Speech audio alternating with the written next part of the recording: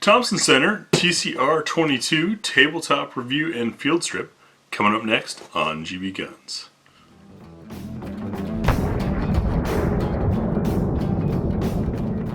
So this is a little different from what we typically review, and for well, a reason I think you'll like.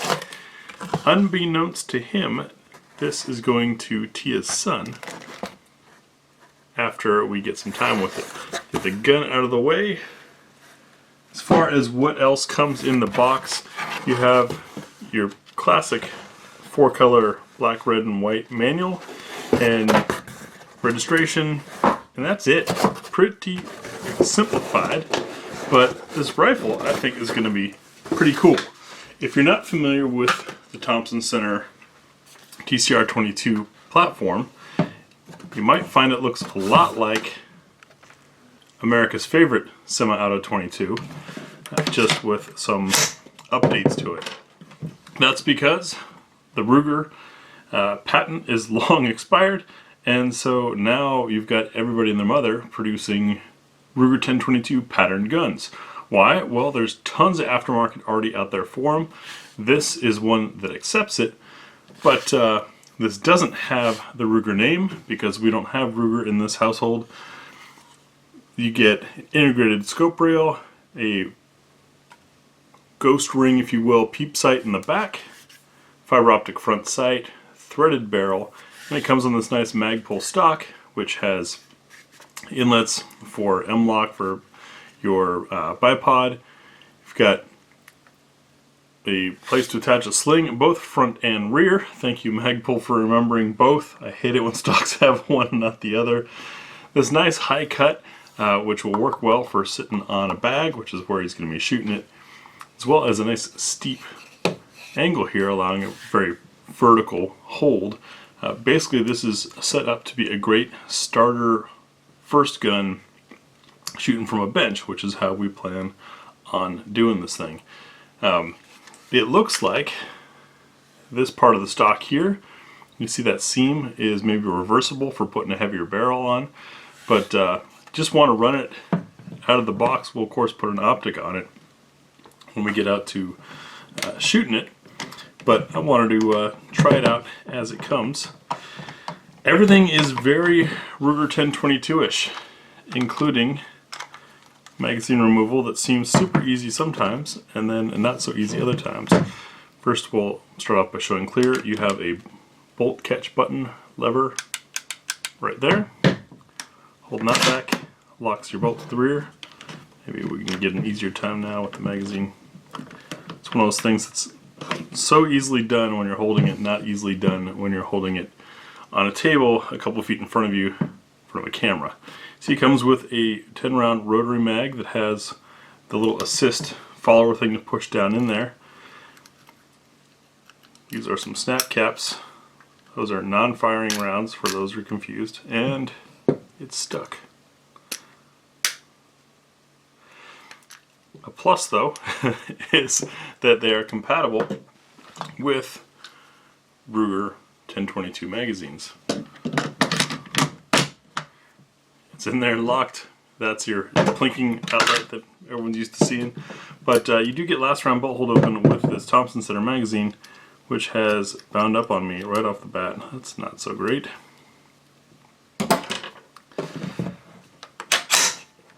Very simple setup, as you may or may not be aware of. 22s are generally blowback, because that's all it takes. So everything's really simple, but they also get really dirty, especially if you're going to throw a suppressor on it. And this is 1/2 by 28 threads, which means it's going to fit all of my adapters for my 9mm can. Sure, the 9mm can is probably not going to be the quietest thing out there, but it's what I've got, so we'll give it a try. To field strip this is fairly simple. You've got one bolt that has to come out, so it does require a tool. By come out, I mean just loosening, not actually removing. That's sort of what holds everything in place, and it is captured, meant to stay with the stock. With that out of the way, we are clear. you got to move your crossbolt safety somewhere between safe and fire, and it doesn't really want to stay there, so you got to kind of hold it there and coax it out while you lift the barrel action out of the stock.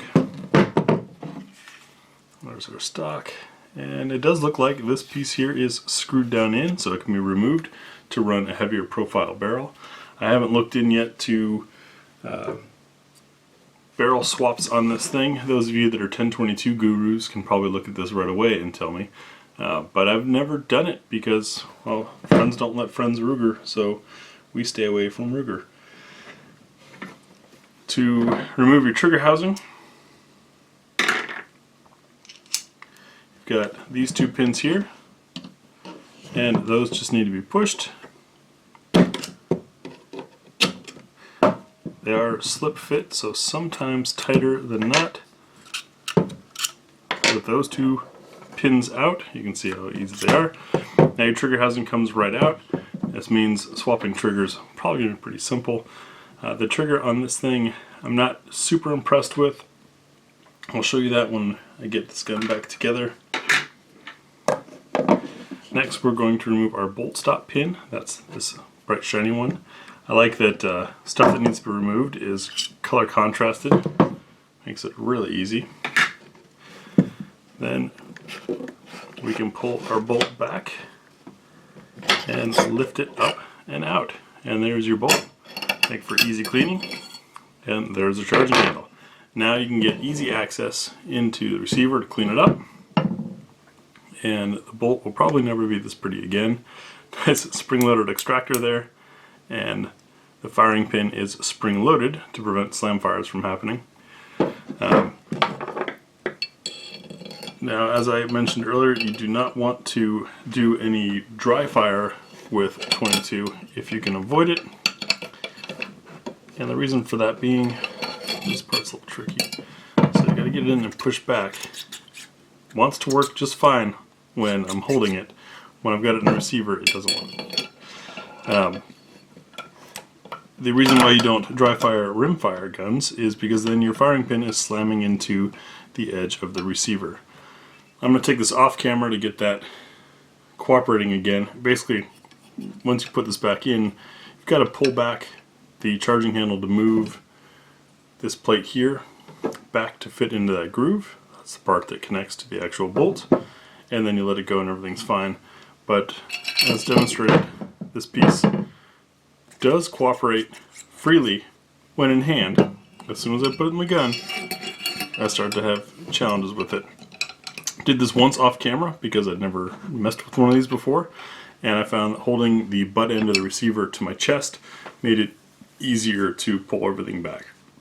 So I'm going to do that off camera and be back in a second.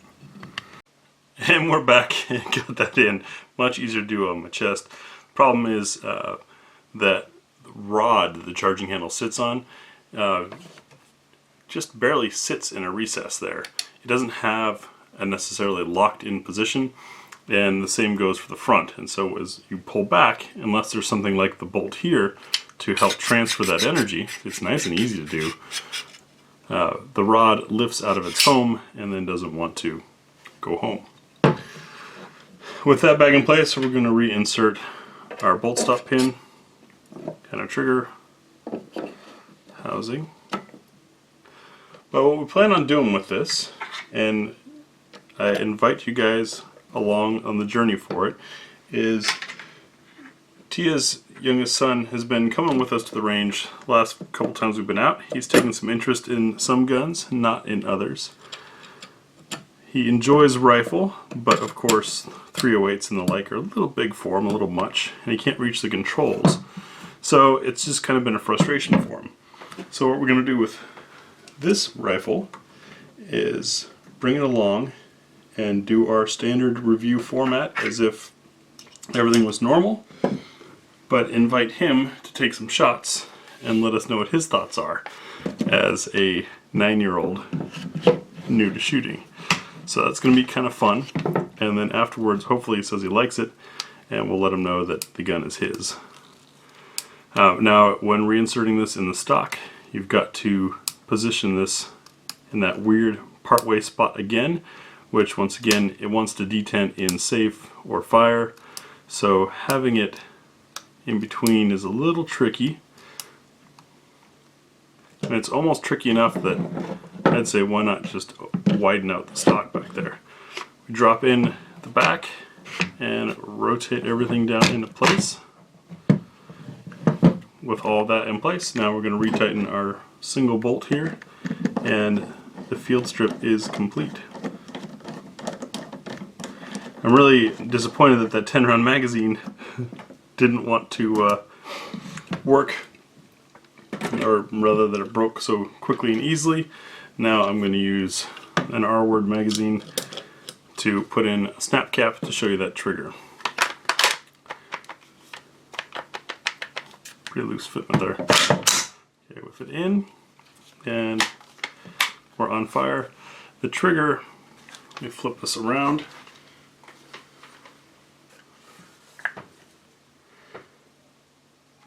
Get some slack here,